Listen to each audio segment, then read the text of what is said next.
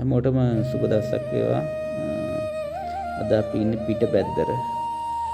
පිට පැත්තට ඉඳන් දෙනියාය පැත්තට යන ගමන් ඉන්නේ. හරිම සුන්දර පරිසරයක් තියෙන්නේ. කඳු හෙල් තේවතු මැදින් දෙනියාය පාර. බොහොම සුන්දර පාරක්. අතීතයේ සුද්දන්ගේ කාලයට පවා යන අතීතයක් තියෙන ලස්සන සුන්දර පාරක් තමයි දෙනියාය පාර. දැන් පිට පැත්තට ඉඳන් කිලෝමීටර් 3ක් 4ක් විතර දෙනියාය පැත්තට යන ගමන් ඉන්නේ. අද බලන්න යන ප්ලේස් එක තියෙන මෙන්න මේ දෙනියාය පාරේ මෙන්න මේ හන්දිය තියෙනවා. මේ හන්දියෙන් දකුණට තමයි අපිට අද බලන්න යන ප්ලේස් එකට යන්න තියෙන්නේ. මෙන්න මේ හන්දිය මෙතන තියෙනවා මේ ඉස්සරහා මේල් පාට බෝඩ් එකක් නිල්ලැල්ල ස්ටේට් කියලා. يعني නිල්ලැල්ල වතුආයට යන දෙන මෙතන. ඒකම තව බෝඩ් එකක් තියෙන මෙතන එහා පැත්තෙන් නිල්වලා විදුලි බලාගාර කම්පැනි ප්‍රයිවට් ලිමිටඩ් කිලෝමීටර් 3.2ක් කියලා. එතන මේ බෝඩ් එක ගාවින් තමයි දකුණට යන්න තියෙන්නේ. මෙන් රෝඩ් එක යනකොට බලා ගන්න ලේසි මේ බෝඩ් එක මතක තියාගත්තාම. එතෙන් දකුණට තමයි මේ පහළට තියෙන පාරේ. නිල්ලැල්ල ස්ටේට් එක. මෙතෙන් තමයි යන්න තියෙන්නේ. ඒ ගියාම අපිට මේ පාර කෙළවරේ කිලෝමීටර් 3.2ක් ගියාම පාර කෙළවරේම මේ වගේ නිල්වලා ගඟ හම්බ වෙනවා. මෙතන තමයි නිල්වලා විදුලි බලාගාරය තියෙන්නේ. ඉතින් නිල්වලා ගඟ ගලන් ගිහින් මාතරින් තමයි මුදට වැටෙන්නේ නිල්වලා ගඟ. දෙනියාය සිංහරාජ රක්ෂිතෙන් පටන් ගන්න මාතරින් තමයි මේ නිල්වලා ගඟ මුදට වැටෙන්නේ. මෙතන තියෙනවා මේ නිල්වලා විදුලි බලාගාරය. මේකෙන් තමයි ප්‍රයිවට් ආයතන මෙතනින් ජල විදුලි නිෂ්පාදනය කරන්නේ. මේ විදුලි බලාගාරය ළඟ වාහන නතර කරන්න පුළුවන් ඉඩකඩ තියෙනවා. මෙතනින් වාහන නතර කරලා මේ පාර දිගේ ඇතුළට යන්න ඕන රක්ෂිතය ඇතුළට. අද අපි බලන්න යන ප්ලේස් එක බලන්න. ඒකට දකුණු පැත්තෙන් මේ නිල්වලා ගඟ ගලාගෙන යනවා. ඒත් එක්කම මේ ඇතුළට තියෙන කුඩා පාර දිගේ රක්ෂිතය ඇතුළට මීටර් 300ක් විතර යන්න ඕන. අද බලන්න දැන්. ලොකු දුරක් නැහැ. යන්න තරම් අපහසුකුත් නැහැ පාර. පොඩි පාරක් තියෙන්නේ රක්ෂිතය මැදින්. මේ පාර දිගේ ඇතුළට යන්න ඕන අපි අද බලන්න යන ප්ලේස් එක බලන්න. රක්ෂිතවල ගොඩක් ගමන් කරනකොට පරිස්සමෙන් සතුන් බොහොම දහසේ ඉන්න රක්ෂිතවල නිසා ප්‍රවේශමෙන් අපි මේ පාරවල යන්න ඕනේ. මේ ඉන්නේ අපේ ට්‍රැවල් බෝයි පොඩි මෑන්. මෙයාට තමයි මේ විදින්න තියෙන ලොකුම වුණාව තියෙන්නේ. අපිටත් වඩා වුණාව එයාට. හැමදාම වද දෙනම හරේ යන්නේ බීච් යන. ඊයල්ල බලන්න යන කියලා. ඔන්න දෙක්කම ආවා. බලන්න තැන බලමු මොකද්ද මේ ප්ලේස් එක කියලා. අපිට පොඩි කාලේ ලැබුණු අත්දැකීම් එයාලට දෙන එක තමයි අපේ එකම අරමුණ. ඊට මේ වගේ සුන්දර මතක කරන එක තමයි එකම බලාපොරොත්තුව. මේ වගේ අද්දිකින් ප්‍රවේශයෙන් යාලත් එක්ක යන්න ඕන. මොකද මේ කැලෑ පරිසරවල සතුන් නිදහසේ ජීවත් වෙනවා. ඒ නිසා අපි යාලත් එක්ක ඉතින් පරිස්සමට මේ වගේ ගමන් යන්නේ. ගල්මුකක් තියෙනවා. ටිකක් යන්න අපහසුයි. ගොඩක් දෙනෙක් මෙතනට එන්නේ නැහැ. මොකද මේ තැන දන්නේ නැහැ ගොඩක් අය. දන්න අය තමයි එන්නේ. මේ දවස්වල නම් ටිකක් ලොකු වර්ෂාපතනයක් මේ ප්‍රදේශයට ලැබුණා. ඒ නිසා ටිකක් යන්න අපහසුයි. ගල් මත ලිස්ස යනවා. ඒ වගේ අපහසුයෙන් තමයි මෙතනට ආවේ. දැන් අපිට අද අපි බලන්න ප්ලේස් එක ඇතින් පේනවා. මේ තමයි තාමල ඇල්ල. නිල්වලා ගඟේ අපිට දැක ගන්න පුළුවන් එකම දිය ඇල්ල. තාමල ඇල්ල. බලන්න තමයි අද අපි ඇවිල්ලා ඉන්නේ. ලස්සන සුන්දර තැනක්. අද නම් ටිකක් අපිට වෙනද තරම් මේ ලස්සන බලන්න බැහැ. මොකද දෙනියායට සිංහරාජයට දැඩි වර්ෂාපතනයක් තිබුණා. ඒ වැස්සත් එක්ක අද මුළු දිය ඇල්ලම පිටලා වතුර පහළට ගලන් යනවා. ළඟට යන්න ඒ තරම් අපහසුයි. ගොඩක්ම අපහසුයි. වතුර පාර ටික සැරයි.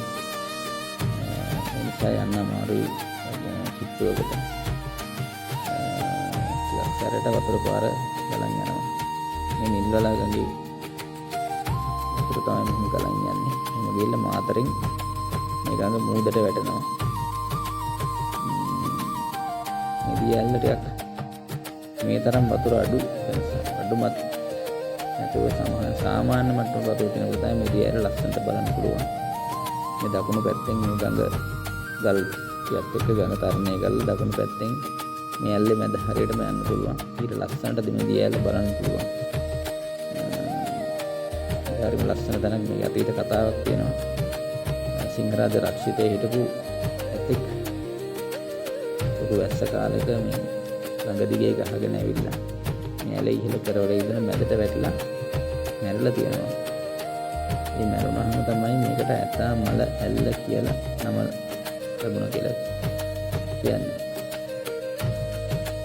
මෙන්න මේ වීඩියෝ ක්ලිප් එක මම අන්තර්ජාලයෙන් සරගත්තා.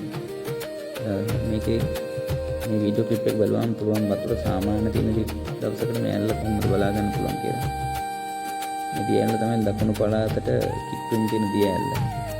සාමාන්‍යයෙන් දකුණේ දැන් කිලෝමීටර් 55ක් 60ක් වගේ අතරද ඇවිල්ලා බලා ගන්න පුළුවන් එකම දියැල්ල මේක. මේ තමයි මේ දියැල්ලෙන් පහළට වතුර වැටෙන කොටස.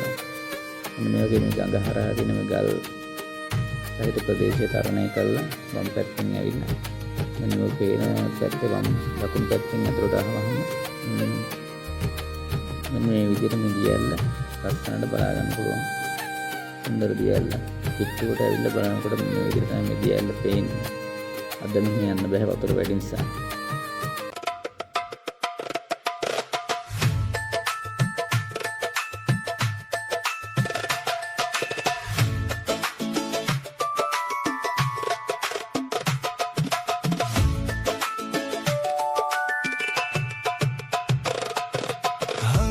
ගල්ලේනේ ඉන්න කුමරියේ විරුපෙම් කුමරා ඔබේ